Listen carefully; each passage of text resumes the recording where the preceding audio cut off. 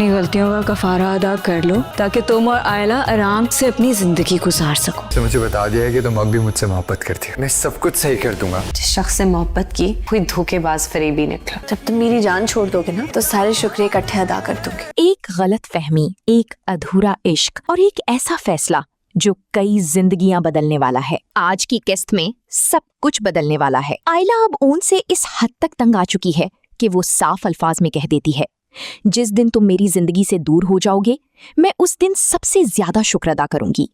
ये अल्फाज ओन के लिए किसी बड़े सदमे से कम नहीं होते, क्योंकि जिस लड़की के लिए उसने हर रिश्ता दांव पर लगा दिया, आज वही उससे निजात चाहती है। दूसरी तरफ रिमला अपनी चाल कामयाबी से चल देती है। वो शामी के दिल में ये यकीन पैदा कर देती है कि आयला आज भी उससे मोहब्बत करती है। यही बात सुनकर शामी फैसला करता है कि वो माजी की गलतियों का अजाला करेगा, आयला से माफी मांगेगा और एक नई शुरुआत की कोशिश करेगा। शामी जब आयला से राब्ता करता है तो उसे यकीन होता है कि अब सब कुछ पहले जैसा हो सकता है, मगर उसे ये अंदाजा नहीं होता कि हालात पहले ही बहुत पेचीदा हो चुके हैं। इसी दौरान साकिब दोनों को बात करते हुए देख लेता है। वो शदीद गुस्से में अपनी बीवी को जिम्मेदार ठहराता है और सख्त अल्फाज में खबरदार करता है कि अगर दोबारा ऐसा हुआ तो नताइज बहुत खतरनाक होंगे।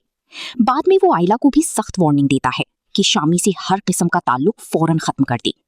इधर आयला के जहन में एक और गलतफहमी जन्म ले लेती है। उसे लगता है कि जरूर ओन ने ही इन दोनों को बात करते हुए देखा था और जाकर साकिब को सब कुछ बता दिया। यही शक आने वाले दिनों में नई तनाज़ात और मजीद फासले पैदा करने वाला है।